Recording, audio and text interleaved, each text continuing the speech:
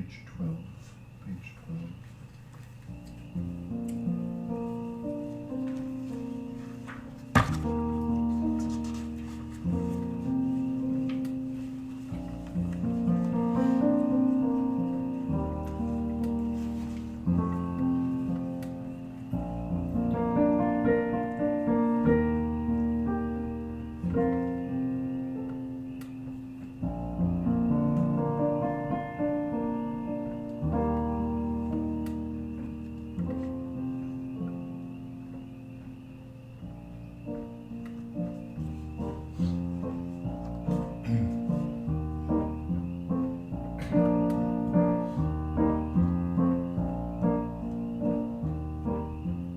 Blessed be the Lord, my rock. Blessed be the Lord, my Blessed be the Lord, my rock. Blessed be the Lord, my Blessed be the Lord, my rock. Blessed be the Lord, my Blessed be the Lord, my rock. Blessed be the Lord, my Blessed be the Lord, my rock.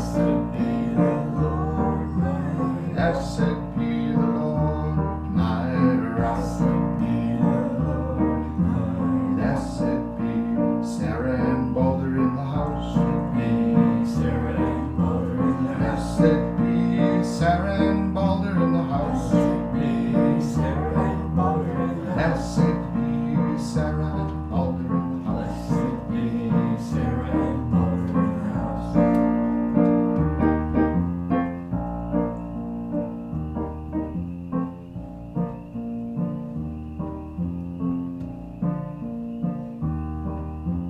Blessed be Barb's banana bread. Blessed be Barb's banana bread. Blessed be Barb's banana bread. Blessed be Barb's banana bread. Blessed be Barb's banana bread. Blessed be Barb's banana bread.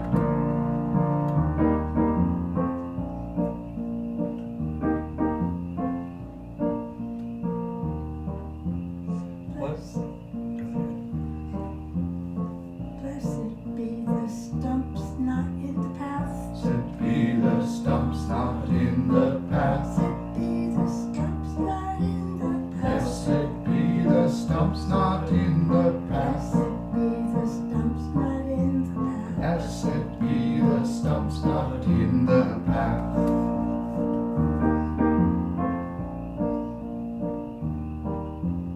Blessed be new bridges in the path. Blessed be new bridges in the path. Blessed be new bridges in the path. Blessed be new bridges in the path. Blessed be new bridges in the path. Blessed be new bridges in the path.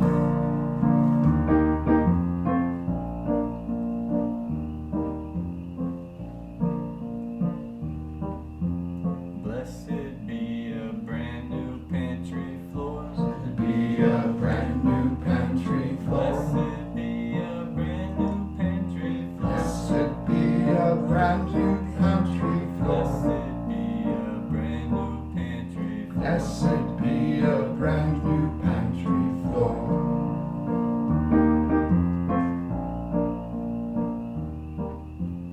Blessed be the upcoming retreat. Blessed be the upcoming retreat. Blessed be the upcoming retreat. Blessed be the upcoming retreat.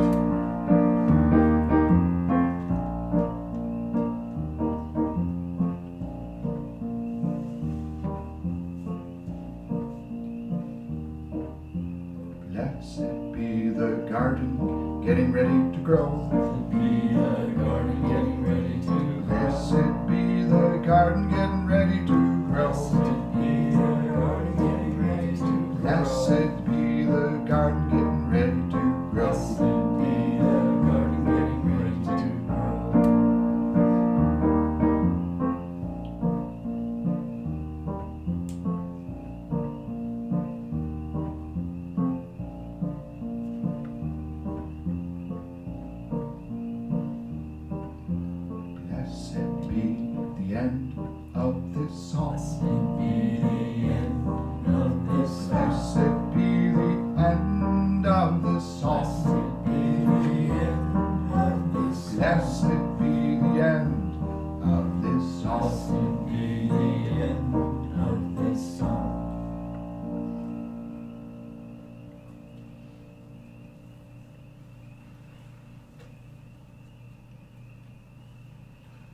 13. This particular psalm is often sung during the time of Lent, which we're in. And it comes as one of the Psalms of David, after David messed up pretty badly. We won't go into the details.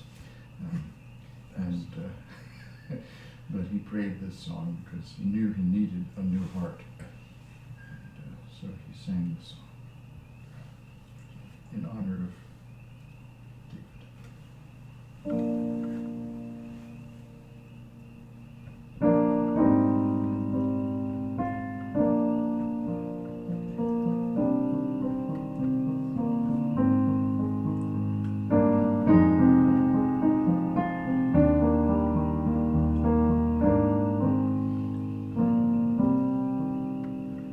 Create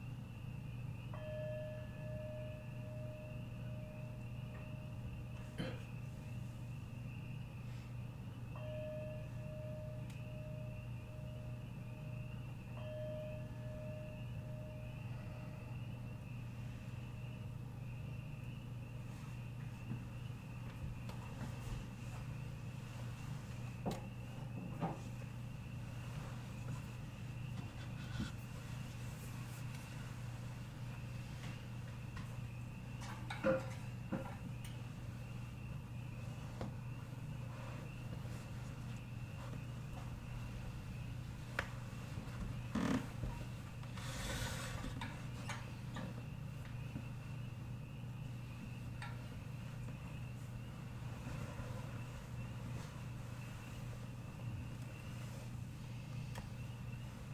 it lovely hearing the peepers outside?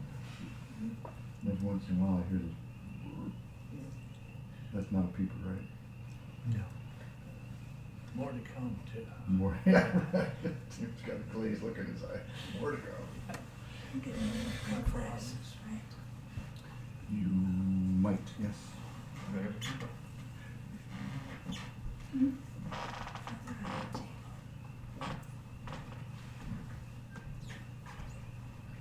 remember last summer sitting out on the back deck here. It was a symphony of peepers and frogs and creatures in the woods. It was lovely. You'll get cicadas up here? Pardon? Yep. You'll have cicadas? That's what summer sounds like to me. Yeah, Cicadas. it's a beautiful sound, isn't it? I walked through the woods yesterday, and when I walked out, they all stopped when I got pretty close to them. But I went and sat by the creek for a while, and then when I walked back, they kept going the entire time. I was able to walk right past them, and they didn't stop. Yeah. We became friends. Yeah. It's a real gift being out here in the woods. Keep in mind that this is, in terms of the ancient faith tradition of India, that's how it got started. People walked into the woods and the forest thousands of years ago, well before Christianity got started. And they spent time in the forest. They were called rishis, and just ordinary folk, you know. But they spent considerable time in the forest, listening. And when they came out, the story goes, they began to chant or sing. And what they chanted or sang was the ancient Hindu scriptures, the Vedas. Very, very beautiful moment. Kind of magical. So, I think I've already introduced myself as an ass earlier today, right? Did I get that part? Yeah. Us too. Okay. Oh yeah, and don't forget that, yeah, you too. The other introduction that's important to make in terms of human beings, dogs don't have to worry about this. They're just dogs. They're lovely creatures, you know. But we have another dimension to us. And so, in addition to being an ass, this is where dogs share a bit. I am also beloved of God. And God delights in me,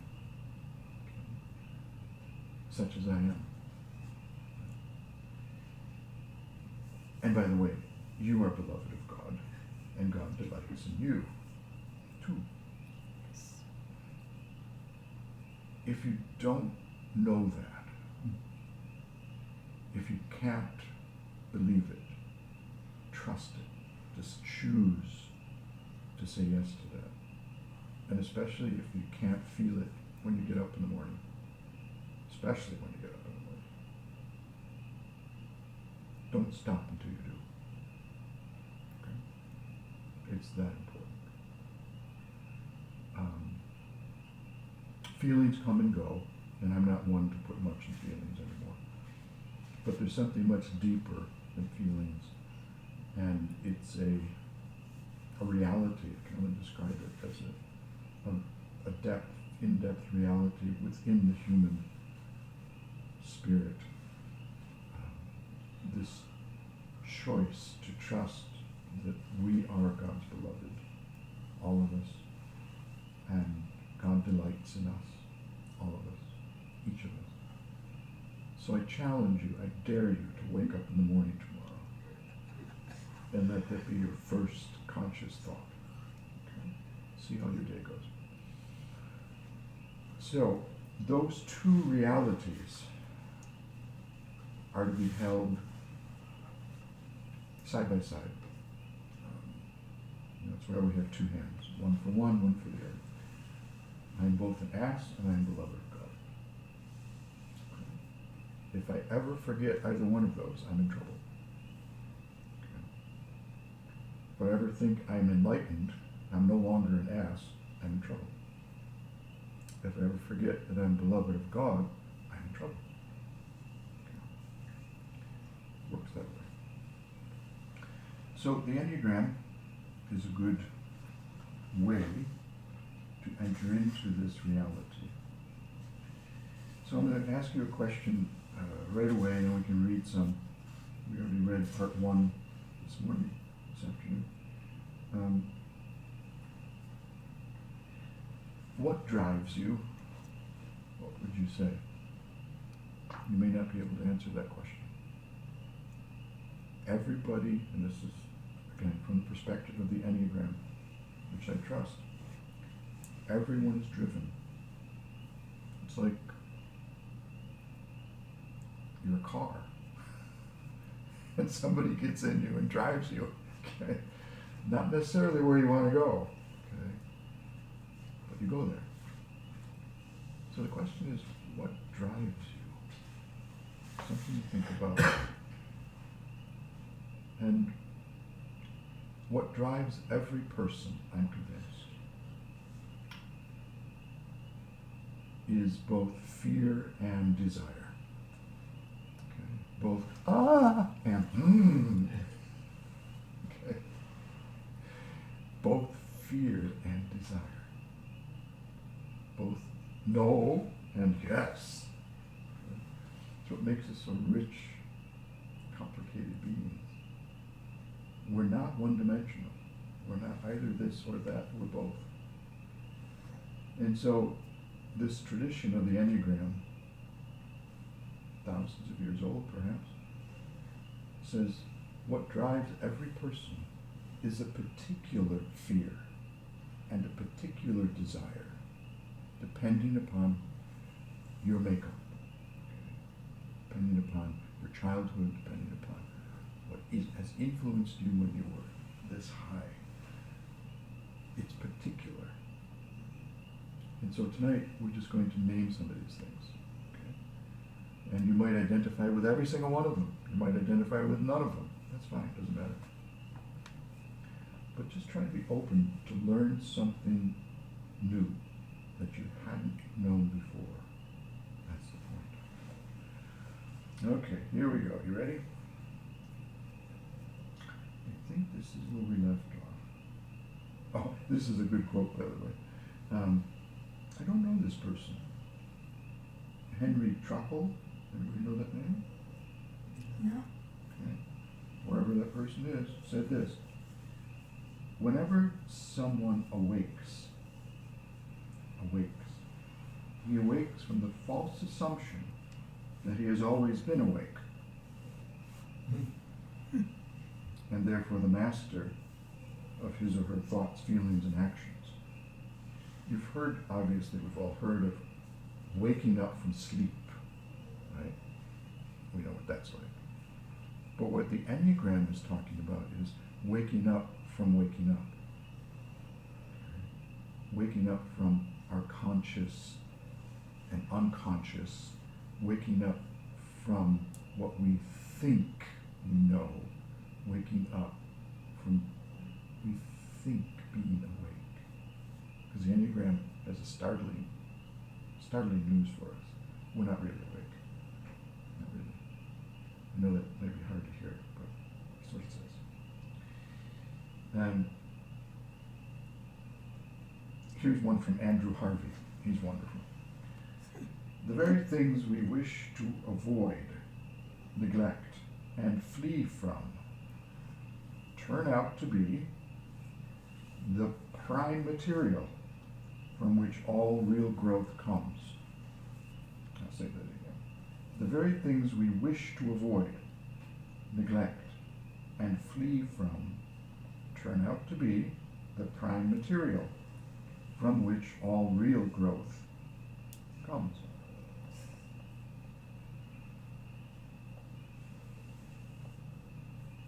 And there's one here by James Thurber. all people, all of us, should strive to learn before they die what they are running from, and to. See, there's the both ends, the fear and the desire. We should all learn before we die. I believe actually after we die we'll still have opportunity to learn, but that's just my thinking. But he says before we die we should strive to learn what we're running from and running to, and why. Okay? And why. I love these little quotes on the side of the pages. Dostoevsky quote, "The greatest happiness is to know the source of unhappiness." That's a good one.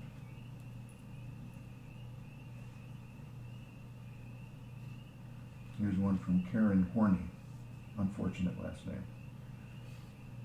"The neurotic process is a problem of the self. It is a process of abandoning the real self for an idealized one, of trying to actualize this pseudo-self instead of our given human real self."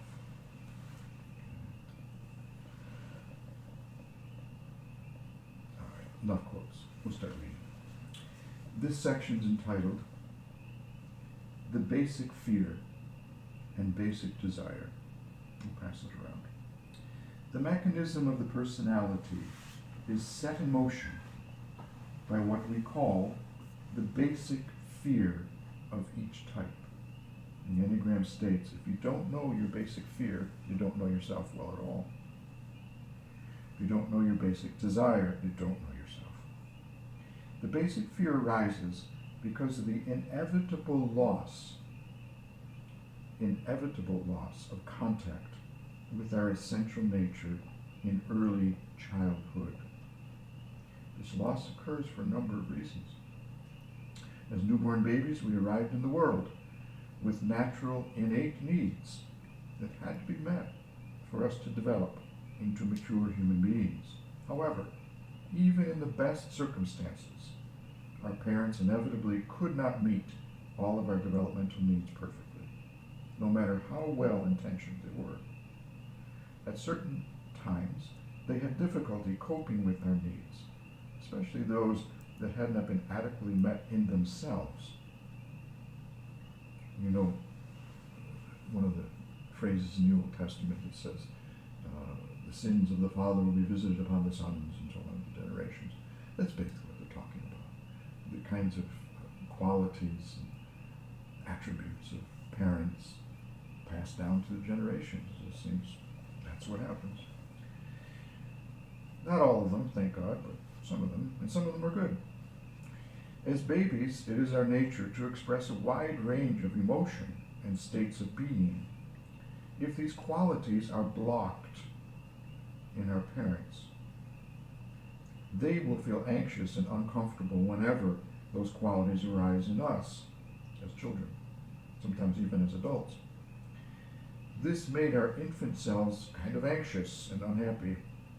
If, for example, a baby is expressing her joyfulness and delight in simply being alive, but her mother or father is depressed, it is unlikely that the mother or father will feel comfortable with the baby's joy. Can you just picture that? Like a baby who's just, you've seen babies, they're just delighted to be alive sometimes, ooh, good, just happy to be alive. And then they encounter a parent who's not equally as delighted, maybe depressed. And then the baby instinctively will kind of suppress that. And over time it becomes a pattern. As a result, the baby learns to suppress her joy, to keep the mother from getting more upset.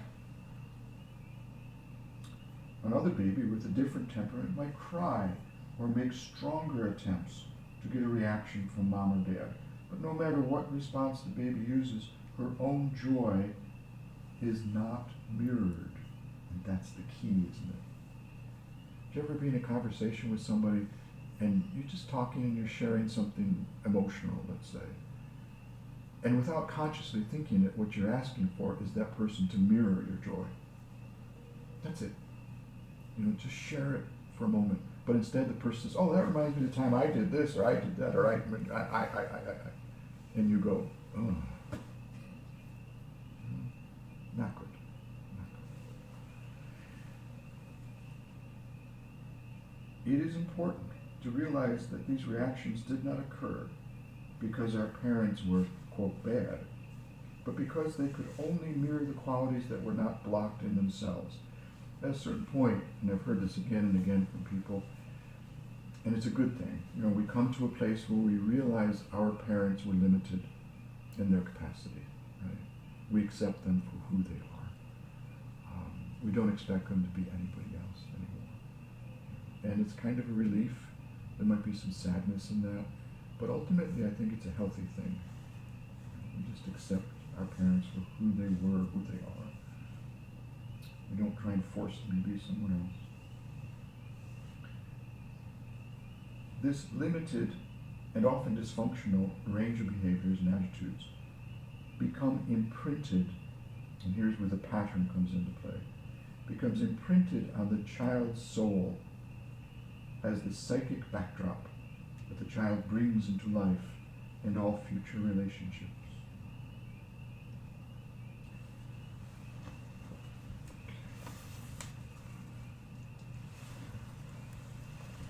As a result,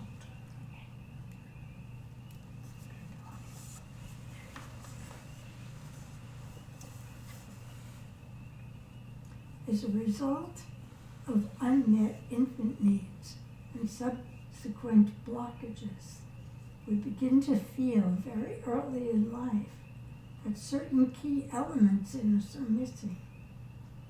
Naturally, this feeling creates deep anxiety. It is likely that our innate temperament determines how we may respond to that anxiety.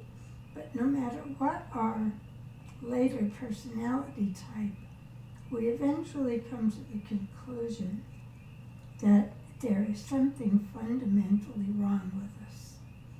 Even if we cannot express it in words, we feel the tug of a powerful, unconscious anxiety, our basic fear. Let's stop there for a moment. But just to clarify, the Enneagram is not saying there is something fundamentally wrong with us. It's not saying that. In fact, just the opposite. It's saying it's not our fault.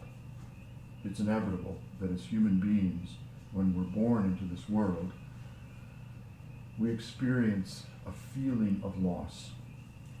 Some would say from the womb, actually. This nice, comfy, warm, safe space, and suddenly we're out into the world, right? Thrown out in some cases. But inevitably, Enneagram folks are saying this, that from the moment we're born, we do not live a perfect life. Our needs are not perfectly met. That's the point. Mm-hmm. Our needs are not met perfectly. And no matter what kind of ideal family life we may have had, there's always going to be this feeling like, I need this, I want this, I'm afraid of this, and that's okay. That's just being human. So it's not bad. But we think we blame ourselves for this feeling that we're not good enough. We're not something enough. Right? And what the Enneagram tries to do is help us grow out of that negative perception of ourselves into a realistic assessment that, we're human beings. We're both messy and beautiful. And we have challenges, weaknesses, and strengths to be discovered. So, does that make sense? Okay.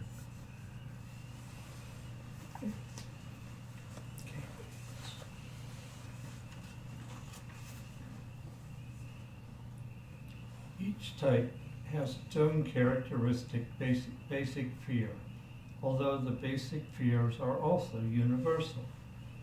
From a more subtle perspective, each basic fear is a reaction to the universal fear of death and annihilation, our personality's fear of nothingness. We will recognize the basic fears of all 9 types in ourselves, although our own type's basic fear motivates our behavior more than the others. Okay. There's this different stuff. Yeah, let's keep going. Just keep going. So, unconscious childhood messages. We all receive many different unconscious messages from our mother and father, as well as from other significant figures during childhood. Those messages had a profound effect on our growing identity and on how much we were allowed to fully be ourselves.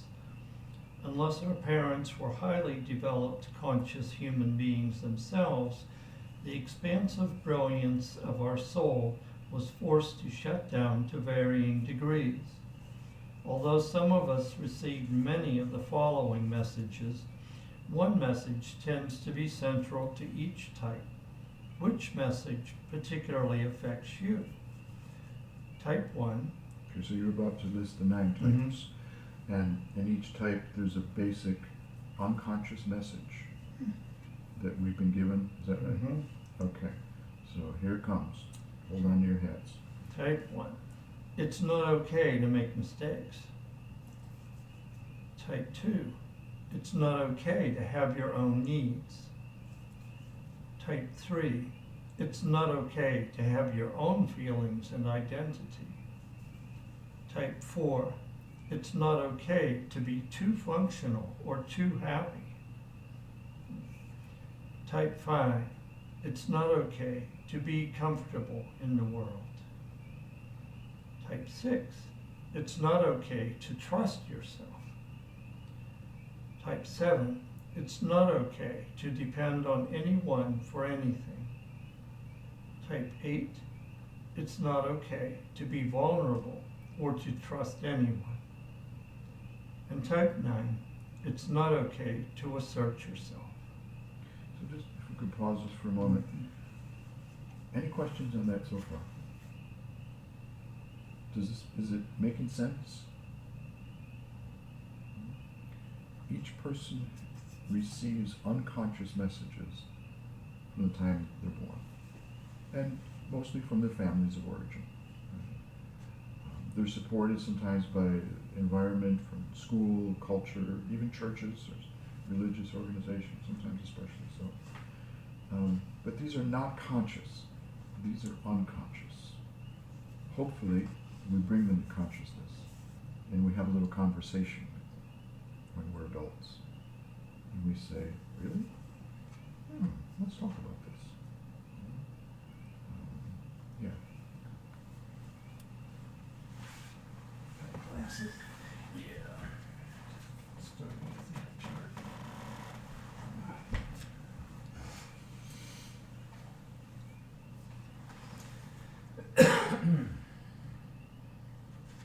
The basic fears of the types. Number 1, fear of being bad, corrupt, evil, or defective. 2, fear of being unworthy of being loved. 3, fear of being worthless or without inherent value. 4, fear of being without identity or personal significance. 5, fear of being useless, incapable, or incompetent. 6, fear of being without support or guidance. 7, fear of being deprived or trapped in pain. 8, fear of being harmed or controlled by others. 9, fear of loss of connection, of fragmentation. We pause there, maybe. So these are the basic fears of each type. Any questions on that? Yeah, what does they mean by fragmentation? So we're talking about the 9s, Uh-huh, right? So 9s are called the peacemakers, right. the bringer together one, the one who ties it all up, Mm-hmm, who reconciles. The 9's fears that it can't be done. it's going to be fragmented. I'm going to be fragmented. Others are going to be fragmented. Our relationships are going to be. The 9 desperately wants there to be peace, not Mhm. fragmentation. 9s are afraid of fragmentation. Okay, Yeah. I understand. Any other questions on that? The fears. It's really important. If you're going to benefit from the Enneagram, to come to terms with your own basic fear, whatever that is. No matter how you know, if you reject the 9 types, that's fine too, but if you don't understand what your basic fear is, you can't really know yourself, I'm convinced. Because you'll be always acting out of it, always, and projecting it on other people, always. To compensate for the basic fear, a basic desire arises. The basic I'm desire. sorry, could you a little louder? Oh, yeah. To compensate for the basic fear, a basic desire arises. The basic desire is the way that we defend ourselves against our basic fear in order to continue to function. The basic desire is what we believe will make us okay. It is as if we said to ourselves, if I had X, love, security, peace, and so forth, everything would be great. We might also call the basic desire the ego agenda because it tells us what the ego self is always striving after. The basic desires represent legitimate universal human needs, although each type idealizes and grasps after its basic desires so much that other legitimate human needs begin to suffer. It is important to understand, however, that there is nothing wrong with our basic desire. The problem is that we try to fulfill it in misguided ways that lead us down paths that are ultimately self-defeating.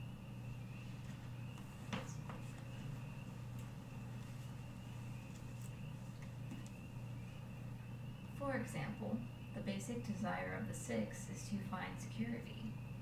As we will see, 6s can seek security until they ultimately ruin everything in their lives, including, ironically, their security. In a similar way, every type is capable of becoming self-destructive by misguidedly and excessively pursuing its basic desire. We keep chasing after the same thing, using the same strategies, even though they are not giving us the results that they want. Our basic desire also unwittingly blocks our essential nature, because the personality will not relinquish its control until it believes that the basic desire has been obtained. For instance, a 6 would not allow himself to relax and be present until he feels that his world is completely secure. Similarly, a 1 will not want to relax and become more present until everything in her world is perfect. Of course, these things will never happen. Understanding the basic fear and basic desire gives particular insight into the ancient and universal teaching that human nature is driven by fear and desire. Thus, we might say that the whole of our personality structure is composed of our flight from our basic fear and our single-minded pursuit of our basic desire. The entire feeling tone of our personality emerges out of this dynamic, and it becomes the foundation for our sense of self. Thank you.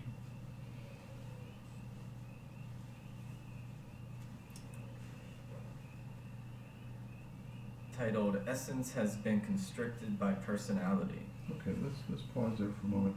So, just to sum it all up, because I think this is a good point to stop tonight.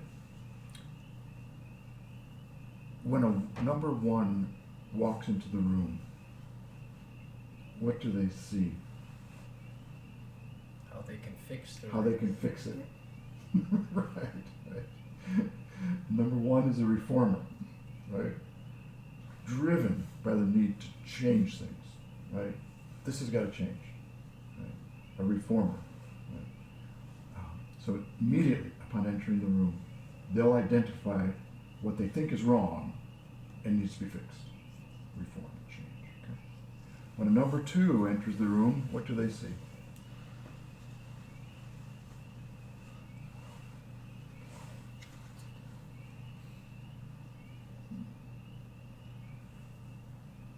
How can I help you? I need to help you. They'll see what needs help. When a number 3 enters the room, what do they say or see? ways to make themselves valuable, Yeah. something to do. I can fix that light. I can do this. I can do that. Number one is not so much about fixing it. I mean, doing it. Number three is about doing it. They won't talk much about it. They'll just do it. They're an achiever. Number one is a perfectionist. They'll argue with you about stuff a lot. But number three would just quietly go about doing it. When number four enters the room, you guys better know this one because I'm a four. What do they see and what do they say? The piano. I was gonna say they play songs. Can I share with you my song from my heart? They're the musician, the romantic, the poet. They just need to share what they created. Right? It makes them feel special. Okay? When number five enters the room, what do they say or see?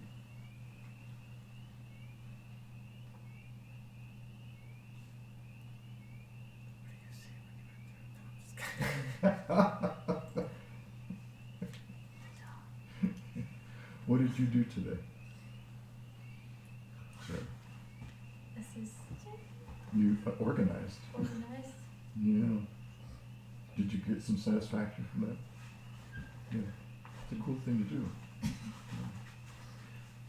Very often they'll see what needs organizing. They're not fixing. They're not achieving. They're analyzing, seeing, perceiving, organizing. It's a great skill. When a number six enters the room, what do they say or see? Want to know they're safe. Okay. What do they see? Things that might threaten them. Things that might threaten. Right. The need for security is great in number six. Right. Number six also will immediately find ways to be faithful to the cause, loyal to the mission. They'll do that too. Number seven enters the room. What do they see or say? Where's the party? Where's the party? Right. The party can start now because I'm here. Right. That's a number seven. Yeah. You're 7, Tim. That was a quick response. Yeah. Have you figured out what you are yet? I can't remember. It lies mostly towards 7. Does it? Yeah, the others. Yeah. Interesting. Yeah. It's a great gift. The gift of joy. Yeah. When a number 8 enters the room, what do they see and say? I'm in charge. I'm in charge. I want it my way. Right? Look out, here I come. Boom. Don't argue. Don't argue with me. Right? I know. I'm right. That's number 8. Sometimes called the bull. Right? Does that sound like a bull? Maybe like a sick cow or something. I don't know. Anyway, that's number 8. When a number 9 enters the room, what do they see and say? Peace, man. Peace, man. You got problems, I can help. Bring them all together. Everybody's one. Right? Yeah. There's number 9. Yep, that's a number 9. Okay. So, take what you can from this. But I think the big takeaway, as far as I can see it, is know yourself by knowing your basic fear and desire. If you don't know that, if you can't connect with that, you're in trouble. Okay? Reality is, most people don't know it. That's just reality, in my experience. I think most of us want to know ourselves. And the truth is also that sometimes it's too painful. It's too painful to explore in any depth without professional help our basic fear and desire. It just is. And that's okay. So don't push anything, don't force anything. This whole thing is part of what I believe when Jesus said to so many people, he said, what are you afraid of? Why are you afraid? Remember, he's in the boat, and the storm comes up, and he says, why are you afraid? Or when he says to people who want to follow him, what do you desire? He's helping people get to know themselves so that they can be more free as they follow him. You see? So, good luck with that. We'll close with this song.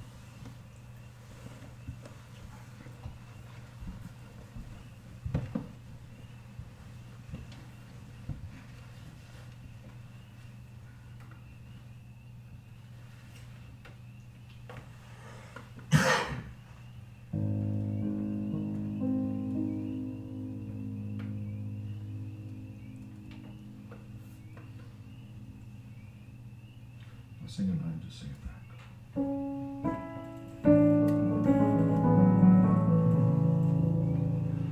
When I listen to you,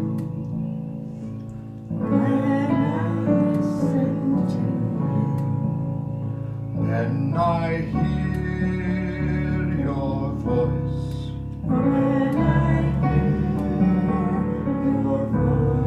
I hear the voice of God.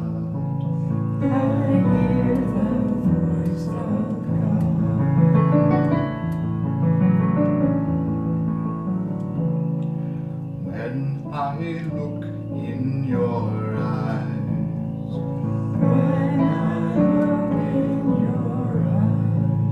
when I see your face,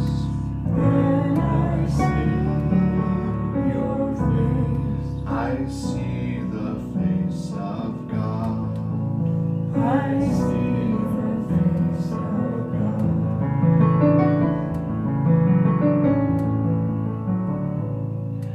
When I open to you,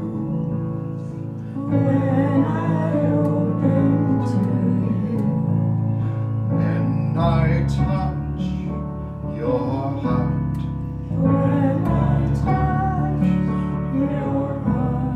we touch the heart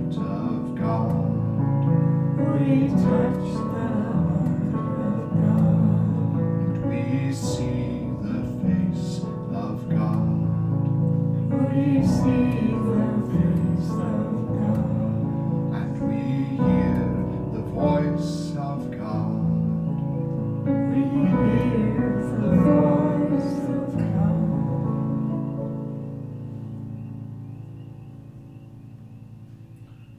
At the close of this day, we give you thanks for your great love for all peoples everywhere. And our prayer tonight is, help us know ourselves a little bit more so that we might be a little more happy, more peaceful, and dump less on other people. May it be so.